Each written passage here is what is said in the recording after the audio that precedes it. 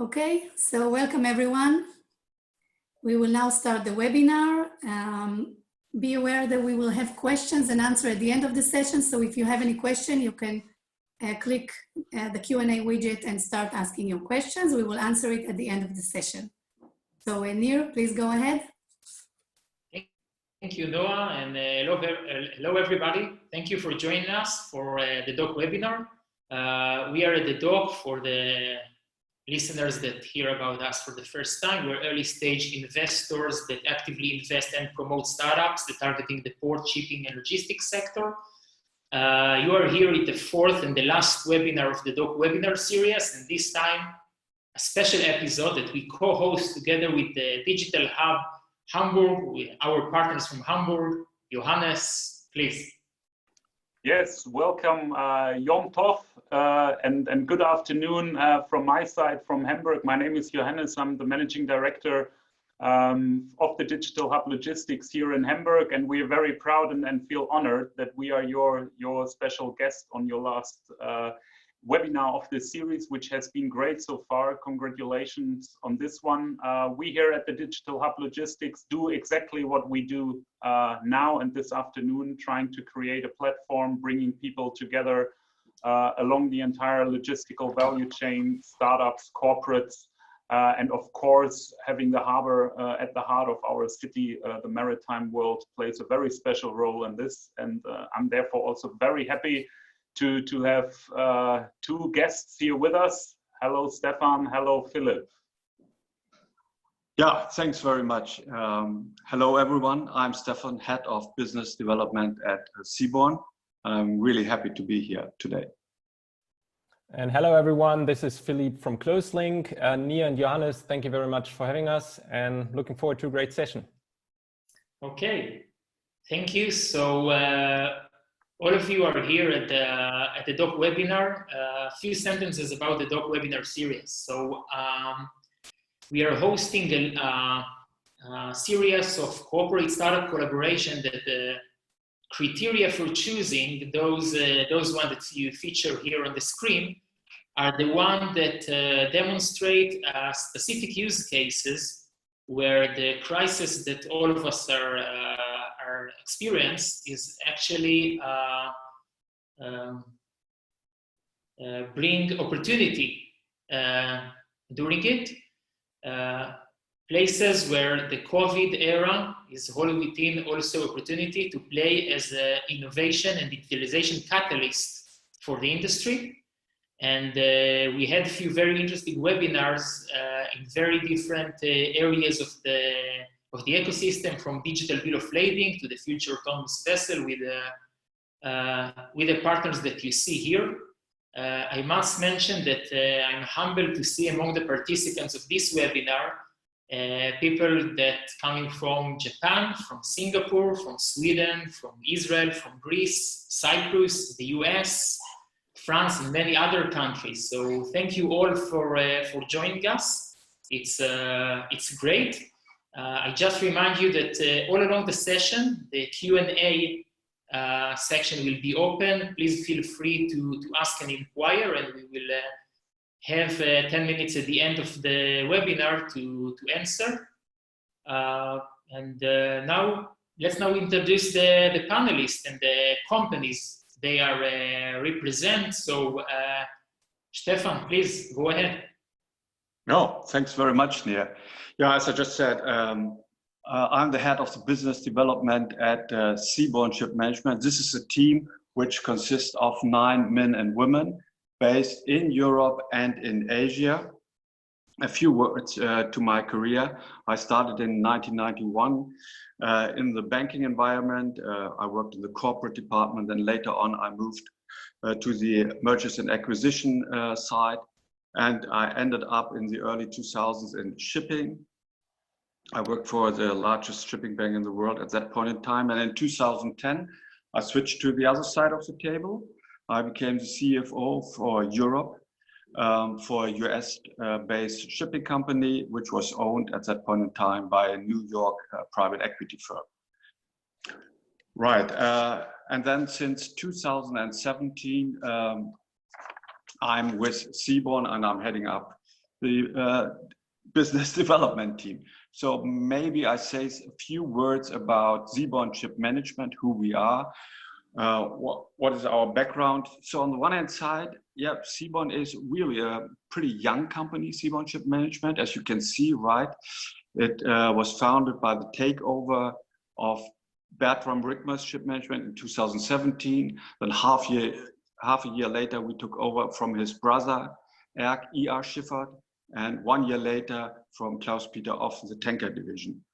But on the other hand, we have a long history because our predecessors were founded in the early 1990s. So we are on the one hand side more than 20 years old, almost 30 years old, but on the other side, we are only 3 years old. So in the first 3 years, the challenge was really to integrate the three companies, right? To make the right decisions, people-wise and process-wise and IT-wise. But this has changed now because we see that consolidation is ongoing. The three companies we integrated, that's only the first step, and we're gonna expect more to come, more consolidation, more mergers, more acquisitions, and definitely we want to drive the process. We don't want to be consolidated. And therefore, we have to prepare ourselves. We have to be on two sides very strong financially and technically. And digitalization is the key for us. It's the key for us to be successful.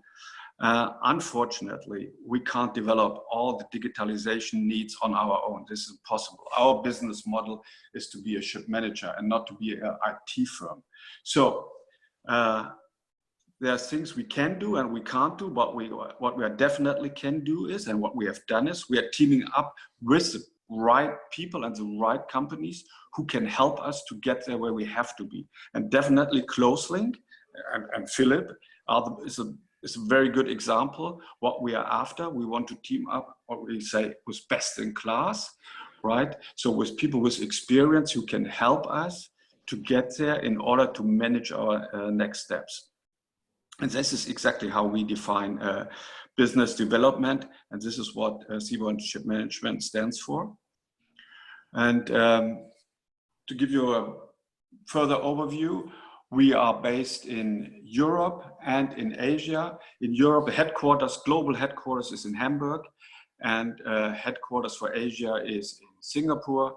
And then we also have offices for crewing, which is done out of Manila and Limassol and Constanza.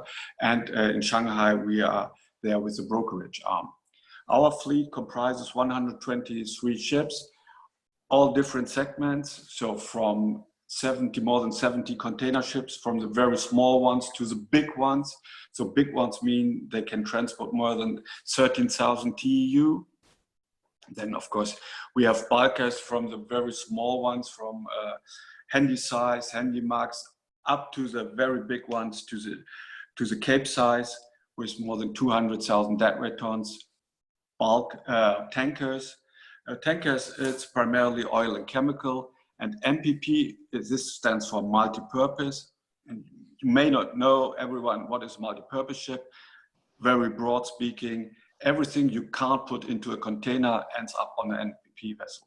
So for instance, wind blades, right? You can't put into a container, so you put them on an MPP ship. And MPP ships, they also have cranes, and our biggest ships, they can lift up to 900 metric tons.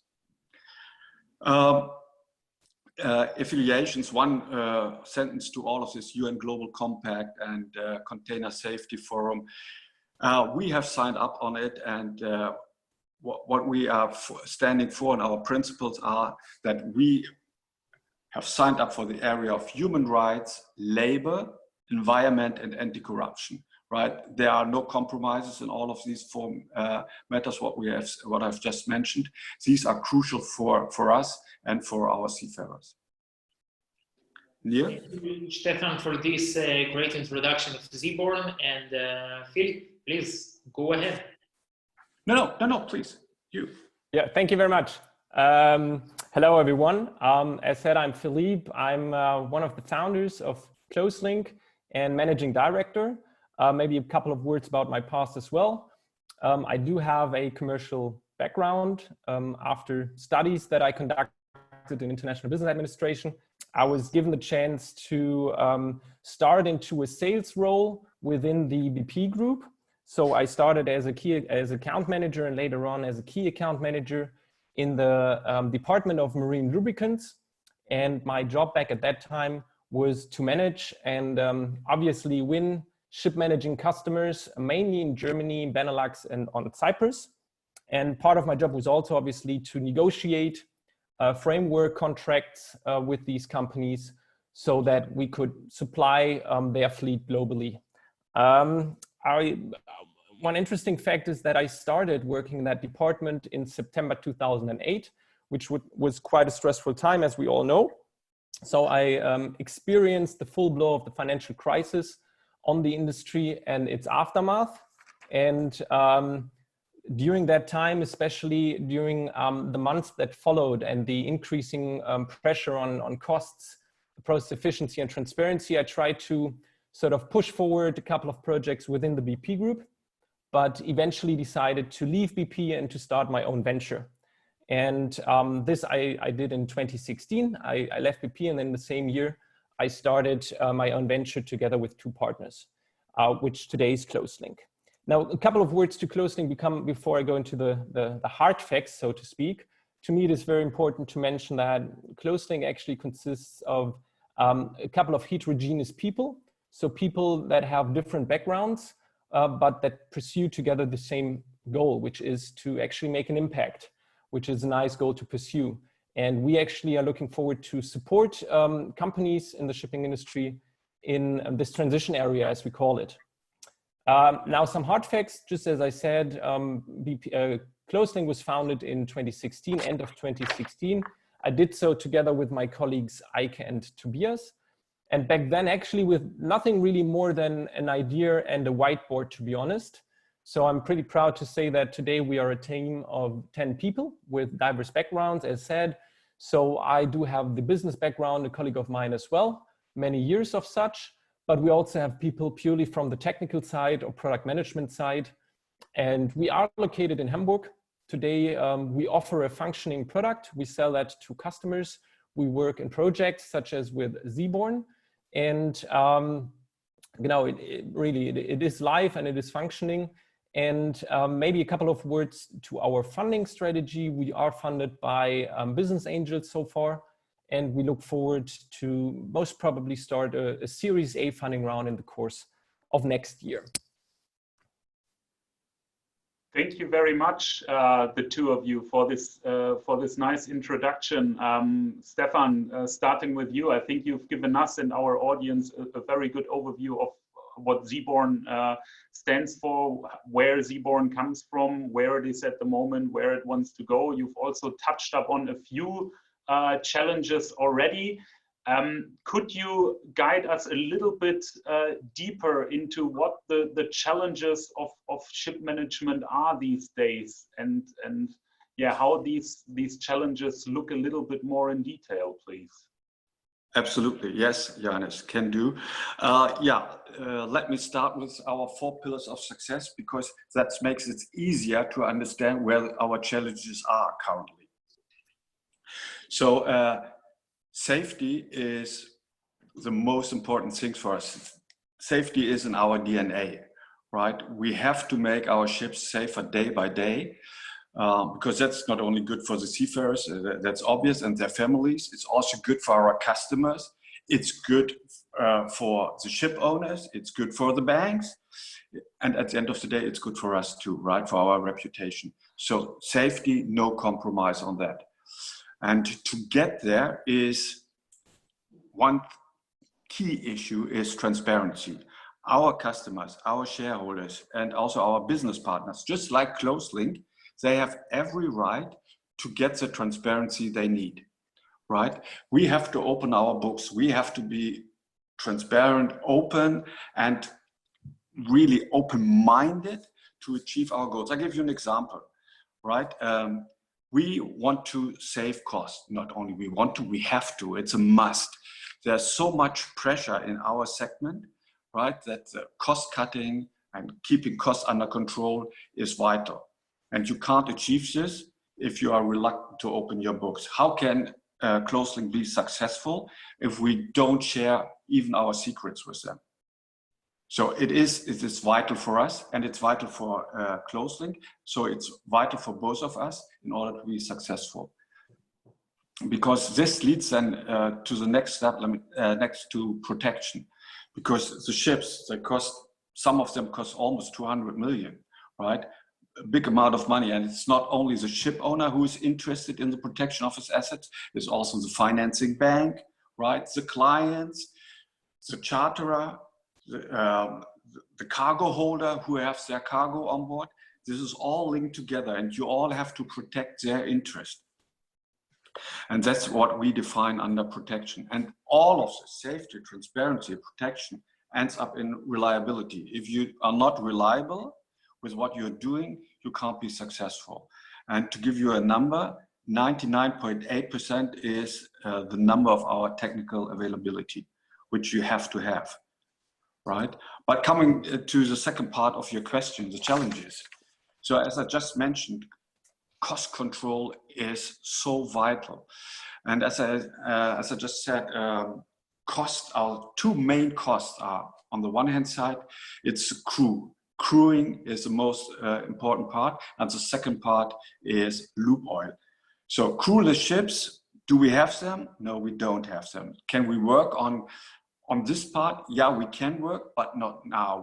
We have teamed up with someone who is working on crewless ships. We are working on that too, but this is a longer shot, very long.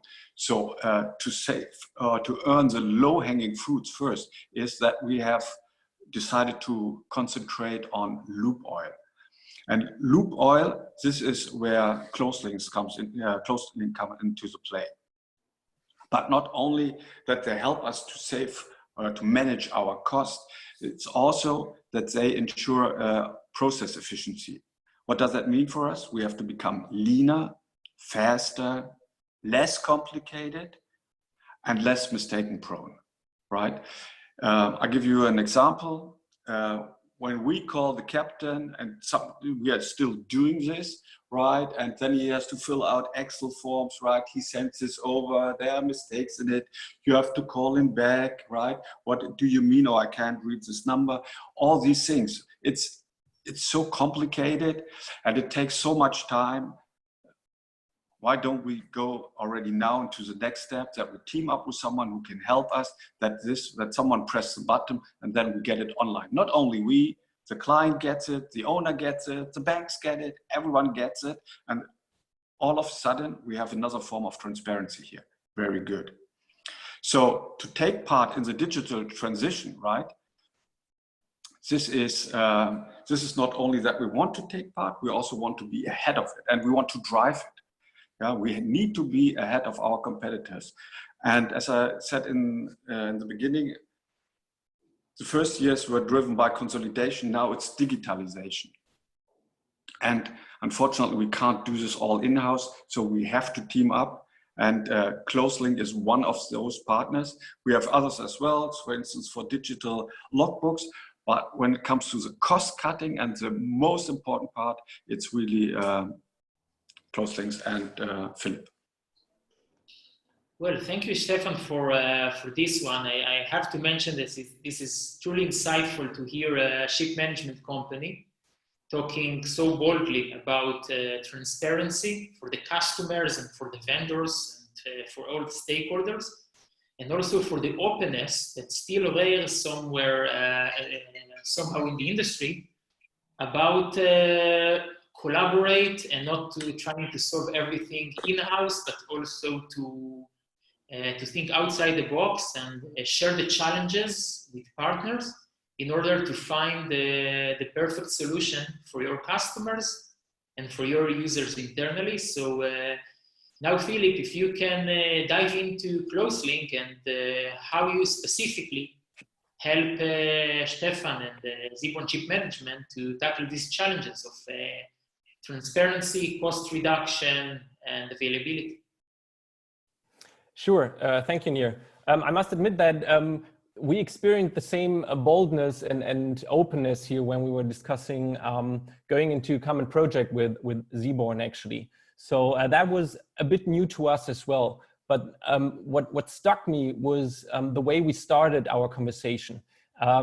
Because usually you go out, you place a couple of questions to the customer and then you present your product or your solution. And in this case, Zeaborn was quite keen to learn or hear what we offer, but they were also very open in telling us about their challenges and how we can sort of put those two together.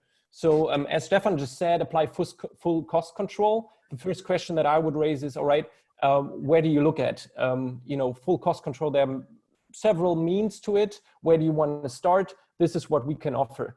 And there we had a common understanding. Look, if we can improve our cost control, reduce cost, and be better in managing the cost in procurement, and particularly for marine lubricants, this would be great for us.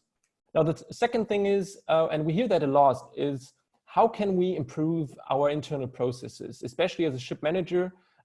If you reduce cost, this is good for the owner, but as a manager, you also need to look for sort of improving your internal processes. So we dig deeper and they explain to us, look, we might not be the same as others, or we are not specialized on containers purely or just bulkers. We have a very heterogeneous group, but we need to be good to every vessel that we manage at the same level. And we have a number of activities per day here. In addition comes that they do procurement across several offices. And with regards to marine lubricants, they also work together with a couple of suppliers. So it's not just one, so the complexity was there and we understood it. And the third thing is, and I liked it because Stefan also said it earlier, they see it from two perspectives here. They say, look, the good thing is we have almost 100 years of experience with the companies that we are built off, which is good. It's a great experience there, but also looking forward, we need to transfer the expertise that we have into what's coming next. So we had to talk about that, and then it was our sort of challenge to really say, all right, what could be the best fit to you guys from Zeaborn? So we have this product, what's the best fit here? And we actually came up with a 3-pillar solution, if you may say so. The first thing is, look, Zeaborn, we need to standardize in order to work together. So we need to find a way that we integrate the solution that we have into your existing processes and procedures and systems where it makes sense. In order to do that, we need standardization in process and data. The second thing is, and they were very keen to learn about that, is to how can we automate things? So automate data flow, automate processes, etc. And I will explain how that worked out in a second. And the third thing was obviously, and this is on the very operational side, is how can we improve evaluation on a daily basis? How can we help a purchaser, for instance, to really make the right choice? And this is obviously by standardizing, automating, and then providing what I call options to maneuver. And I'm going to very quickly run through three examples of what we do with Zeaborn, for instance. Now, the first thing is, and this is very interesting because that's important for any type of vessel, is to improve the recognition of demand. What does that mean? The office that actually evaluates options and communicates with supplier or negotiates, it is very vital for them to, as soon as possible, understand when there is an upcoming demand. We do have moving assets, let's say in the Mediterranean Sea, and you do have clear cost differences, let's say in Southern Europe in comparison to North Africa, for instance, or Rotterdam in comparison to Hull. So what we did is we work on a project so that, which is actually fulfilled, that we send out automated reminders to the purchasing teams and on board the vessel saying, look, there's an upcoming demand, make sure you evaluate your options. That's the first step, and it's a great project. The second that we did is, and obviously this is very important for line of business or recurring schedules, is to integrate the schedule into the procurement process and into the procurement system. So we integrated the vessel schedules where available, obviously, into Closelink so that the procurement team at any time can see the options. So they receive a reminder in the same window, they can double check the options, both on pricing, product availability, any additional cost, etc. And then make a very good choice then. And obviously there are other vessel types where you don't have, let's say, forthgoing schedules. So it's not a container, it's more of a tramp business. In those particular cases, what we offer at Closelink is what I also call options to maneuver. So that a purchaser can evaluate the options, even if you only have 1 or 2 ports to look at. So you really look at what are my options for the next port or the port after, both on price, product availability, etc. And in those cases where you have, let's say, remote action required, you are in a remote area, it's a short-term request, your supplier cannot supply as needed, we help them with what we call a spot marketplace that's added to our software, to our platform, so that the purchaser within the same tool with one mouse click can actually also ask other suppliers to help them out so they can, you know, find a quick solution. And these are just 3 examples of the projects that we run through with Zeaborn with our solution actually. And obviously the common goal is to make ordering loops as easy as possible. Thanks a lot, Philippe. Very impressive, I have to say. Before we dive a little bit more into how the two of you, how your two companies got together throughout the last year, a question that goes back to what Nir said at the very beginning. I mean, for everybody, whether in Israel, Hamburg, or around the world, our lives certainly look different than 3 months ago. Question to both of you, does the world in shipping look different? Has there been additional pressure on these challenges that you outlined, Stefan? Yeah, unfortunately, you're absolutely right. As bad as COVID-19 is, right? No doubt about this, but there's always a flip side of the coin. And COVID-19 proves a few things. And look, this week in the press, there was an article by Moody's. Moody's is one of the top 3 rating agencies, right?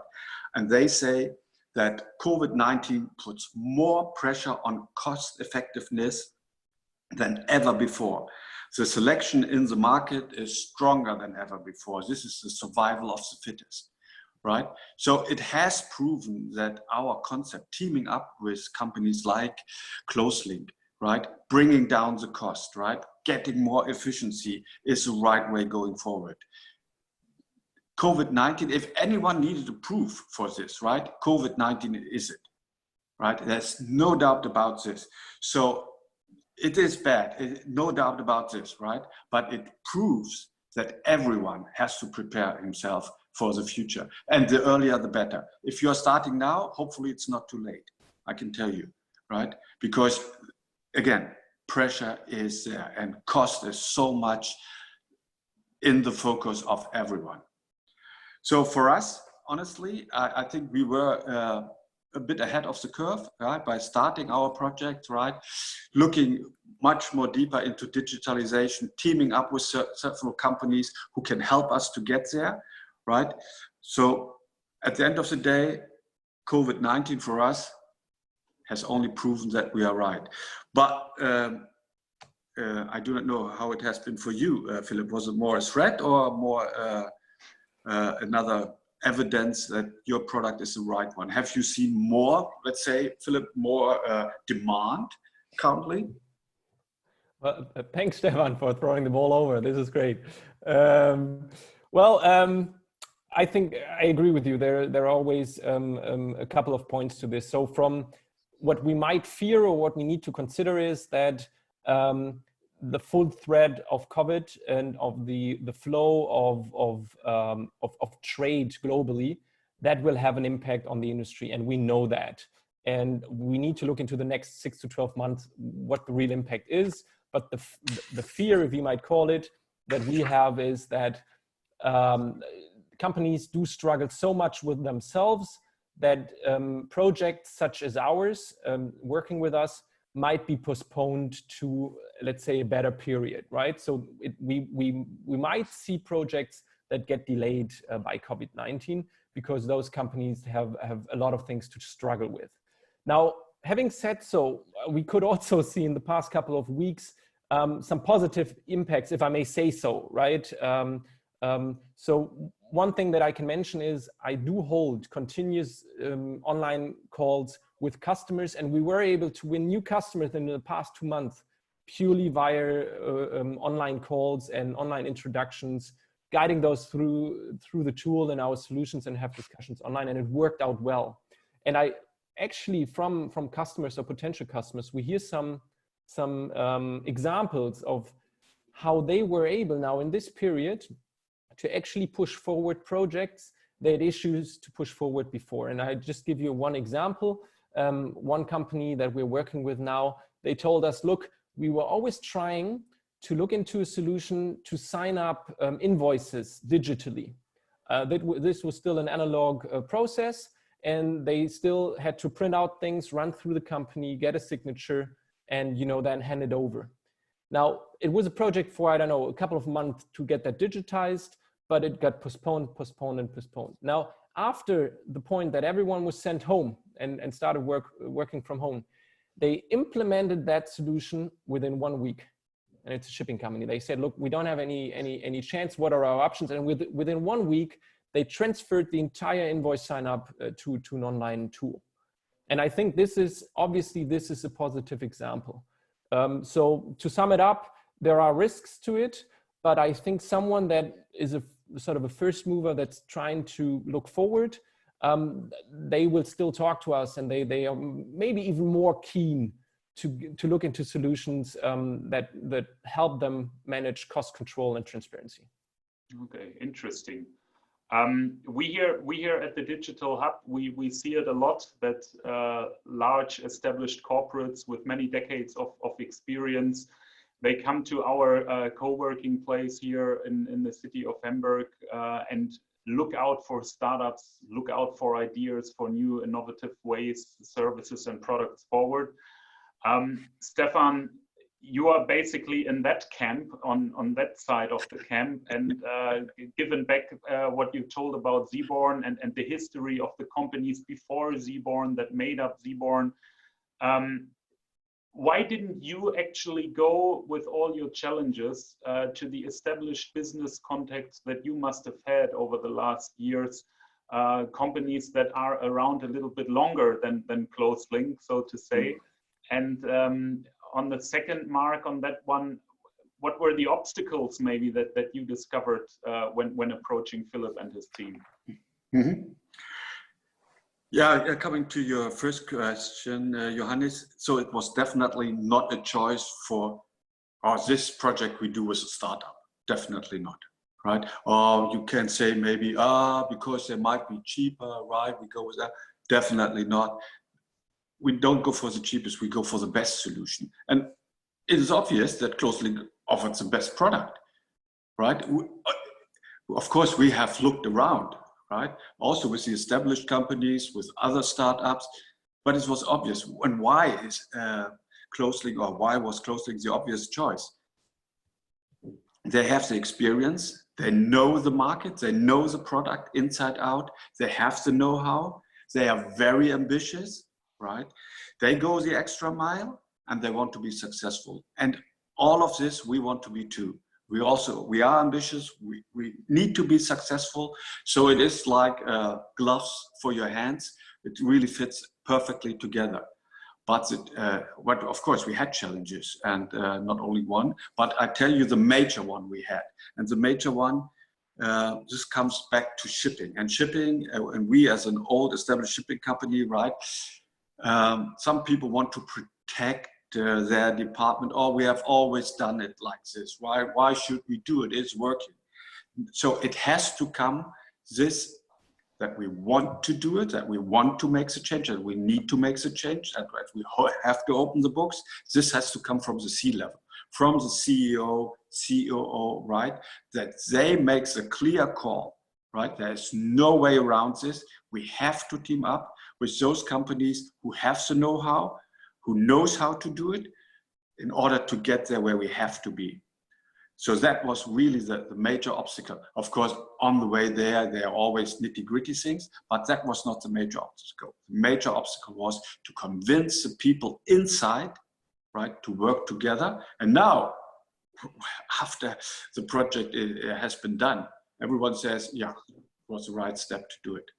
So on the one hand side, they know how to do it, they have the experience, they have the track record, but they also go the extra mile. And on the other hand, we have opened up ourselves, and that was one of the major transition experiences we have made recently, that we need to, what we have to do in order to be there where we have to be, not only in 2020, 21, 22, 23. So thanks to Philippe, right, and the team for helping us to get there where we have to be. Very easy. Philippe, that sounds very nice. What Stefan has to say about you. Let's stick to that picture of going the extra mile. And you've been around not for too many years. How painful, how workful was it for you to really go the extra mile? And what obstacles did you discover when a big tanker like Zeaborn approached you? How did that go? Well, first of all, I hope not everyone could see that I was blushing. Thank you very much, Stefan, for those kind words. I think yeah, thanks a lot. Much appreciated. I think one of the challenges here is to understand what extra mile you need to go. Not every customer is the same, and actually I can continue on what Stefan said. Obviously, people with the daily operations, their major focus is to have a smooth running. And whenever you change something, whenever you put a project on top of that, there's a change. And it is very easy from our perspective as a startup to criticize that and say, look, our pace is too slow and we are much quicker. And I think one of the extra miles that we had to go was, or that we wanted to go, is to really understand, all right, what can we do to actually onboard those people? And so very specific example, it became very clear in the beginning, we need to integrate our system into the system of Zeaborn. So we decided that we take one person out of our team and they do the entire project management for integrating our system. So this, you can obviously say, is a great example of extra mile. This is something we needed to decide. And just as a final add-on to that answer is, we use that person now for any forthgoing integration project. We have, besides Zeaborn, 3 other integration projects at the moment, and that person is taking care of that as a project manager. And by that, taking people from the operations maybe by their hand and say, look, we help you go through that transition so that you can best benefit from it. Thank you for this, Philippe. And I have to mention that from a personal point of view, to witness not only the technological and the business collaboration, but only the human side of the collaboration. It's fascinating to see that once things are going straight, it's also based on a true trust between the people, the human capital in each side. And I think this is one of the main criteria for success, to find the right champions in each organization and each company to collaborate with. And it's clear that you succeed both ways in this collaboration, and hopefully it will inspire the participants. Now we will move to the fun part of Q&A from the audience. And let's start with the first one. Very interesting question for Closelink. For you, Philippe, can you apply the same solution for other consumables, such as diesel oil to super yachts, for example? Yes, it can be. There's always the question on what we might want to pursue as a company. It is applicable for other consumables of the vessel. And we are already looking, going forward the next 12 months, for instance, to extend our product onto other consumables of a vessel. If diesel oil of yachts, for instance, is the next step to take, I'm not sure about that. Happy to talk about it. Yeah, there are other product lines we look into. Okay, Johannes, please, the next one. Yeah, there's another question popping up. I'm actually not sure whether I understand it correctly, but I'm sure Stefan or Philip will. Is there any way with your Closelink tool to do what-if simulations with various options of what if to purchase? Yes.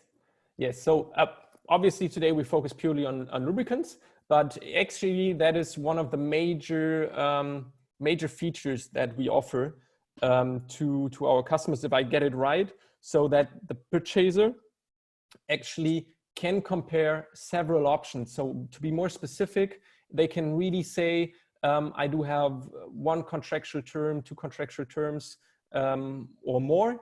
And I do have 1, 2, 3, 4 potential ports. So within one mouse click, they can actually compare scenarios here. And the beauty is it is integrated. So it's not that you take an Excel file, you compare, and then you go back to what you've been doing before, but you compare it. And from that comparison, you can make a decision and take it from there, actually, and then order or send out inquiries, even compare inquiries afterwards. That's possible, yes. Okay, thank you. And now I believe this question will be better answered by Stefan. We have a question about how the inputs are taken from the vessel side. Is it manually by reporting like the old ways, or it coming from the ship in any automated way in reports? So Stefan, also your side, or also Philip, if you want to mention as well. Yeah, I mean, yeah, Philip, I would love to pass over to you. I think this is more for you. Yeah, it's because it is very technical. So the data is taken by the crew in the way that it exists. So we don't provide any hardware, no sensors. So they use the usual forms, and then it's passed over to us digitally from the tools they are already using. So this could actually be an Excel file that they use, and we read it in, and then we have it within our system, or they use an ERP or PMS system, and then once we are integrated, it's transferred automatically. Now, however, the good thing that we can build on that is, first, we give the company a reason to increase the frequency of taking those samples, because usually, or not those samples, but those figures, usually ROB figures are reported only once a month. Now, we have a tool now that enables them to really do it on a weekly basis. Why not? And when you increase the density of data here, then on that you can build checkups. Because one issue is, what if the data entered is not correct and people work with incorrect data? Now, the more data you have, the better the system can then detect wrong data or incorrect data, right? An increase in tank capacity, for instance, even though you didn't intake any loops. So from a system perspective, this can be taken out very easily, but you need to take the steps one by one. So first, integrate with us, increase the frequency, and on that, detect deficiencies here.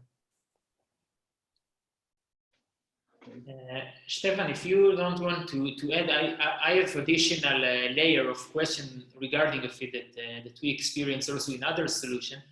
How do you experience the adoption from the vessel side, from the crew, that some of them was long ago regular to a lot more analog tools and reporting, and to make sure they are harnessing the solution and embrace it on a daily basis? Yeah, it's the same with, I think it does not make a big difference if it's internal or the people are on the ship. You have to align with them, you have to bring them up to speed, but as Philip said, right, you have to integrate them into the process right from the start, right? You can't develop anything against them, you have to take them with you. And this is another thing where what I describe as the extra mile Closelink is going. They work not only with the onshore people, also with the offshore people, right? And if the offshore people don't accept the tool, right, we would never get there. So you have to integrate them. And if you integrate them, they understand the benefits. It makes their life easier, definitely. Also, not only ours onshore, theirs as well, right? Because we come back to them and say, oh, this does not add up, right? Something must be wrong, or what do you mean, right? Have you forgotten? No, right? This goes online, and it really frees up their time for other things. If I may just add just a quick sentence here. I think it's very natural if you ask people to do something and they do it, but they don't have any feedback on it. Let's say they measure the ROBs on board and they send it out, but there's no like direct feedback. Why did I do it? How does it improve life? Why did I have to go down and have a look at it? Now, if you integrate them in the process and say, look, this is what we do with the data, this is the process that follows, this is how we will communicate with you, and this is how Zeaborn as a whole can save money and be more efficient. I think it changes a bit because it makes them help to understand why things are done. Perfect. Thank you. So before we wrap up the session, as we end up the 45 minutes, I thanks in advance for the participants. I see that most of them are still here, and take another 3 minutes just to answer another question from the supplier side. It's very interesting to hear. Someone is asking here, what is the advantages for the major suppliers of oil by using or taking part of Closelink platforms? So if you can be brief on this part, Philippe. Yes, I try to be brief here. What we've seen in the past is an increasing competition. So it's not us, for instance, that increases transparency or the pressure in becoming, let's say, more transparent and more efficient on the supplier side. So it is inherent of where the market stands right now. Now, the suppliers try to respond with technical solutions themselves. However, they need to consider that companies such as Zeaborn, they might not be in a position to work with one supplier only because their needs are so diverse. So we ourselves understand us as a bridge, let's say, between a company like Zeaborn and one or two major suppliers from a digital perspective. So we are obviously looking forward into integrating with them as well. So that Zeaborn can use one tool, their digital tool, but the major supplier can improve on their efficiency as well. And then also there are things like, if we gather upcoming demand and we do that on a scale basis, obviously that is data that a major supplier can work with and by improving their working capital, for instance, as well. Now, this is obviously a look into the future, but we're up for it. And it's something, we already have discussions with suppliers about that. And this is where we want to go. Yeah. Okay, thank you very much. So we conclude the time. So just before wrapping up, one concluding sentence for each participant and panelist. Please, the floor is yours. Johannes, let's start with you. Well, thanks, Nir. Thanks, Stefan. Thanks, Philippe. I think we've had 45 minutes of real, transparent, open, and innovative things to listen and to ask about here. I really enjoyed it, and knowing that the maritime industry sometimes is a little bit hard to knock on, I really relished the opportunity to be so outspoken here with you guys, and I think we should follow up on this. I'm sitting all by myself in the Digital Hub, and I look forward in the weeks and months to come to welcome you here in person. Also you, Nir, and the team at the DOCK, thanks a lot. And yeah, let's continue this cooperation. Thanks. Thank you. Yeah, also from my side, thank you very much for a great seminar, right? And also thanks for your questions. Especially thanks to you, Nir and Johannes. What I want to say as a final word is to the audience outside, if you want to see that product live, right, how it works in reality, you're more than welcome, right? Come to Hamburg, join us, see it, how we work with the tool, right? And then you get a first-hand impression on it. And you will be convinced, I'm pretty sure. Thanks again. Yeah, thanks, Stefan, for that, and Johannes and Nir for hosting this one, and to the DOCK and the team for organizing. I think to wrap it up, obviously we are in the front line as a startup, and I often hear people complaining about the maritime industry being adverse to change, and we experience that now and then. But first thing is, not everyone's like that. That's the first thing. So we experience that. The second thing is, it is our task as a startup, as a young company, also to understand the reason behind it, and to not go out and say, look, we got something that makes the world better for you, but to understand ourselves as a partner, and to really understand that we need to tailor the solution that we have to the specific needs of the customer, and really go into the discussion and be frank and open here. Thank you very much, and thank you all for participating. Johannes, Philippe, Stefan, it's been a pleasure from our side, from theDOCK, for the live and the people that will hear us later on. The session will be available at theDOCK YouTube channel, open for everyone. And we are all here, open for any inquiry you have now or in the future. Looking forward to collaborate and to meet you all, panelists and participants, face to face, not only by Zoom, sooner than later. Thank you all for taking your precious time with us, and great rest of the week. Thanks. Thanks. Bye. Bye-bye. Thanks a lot. Thank you. Bye-bye. Bye.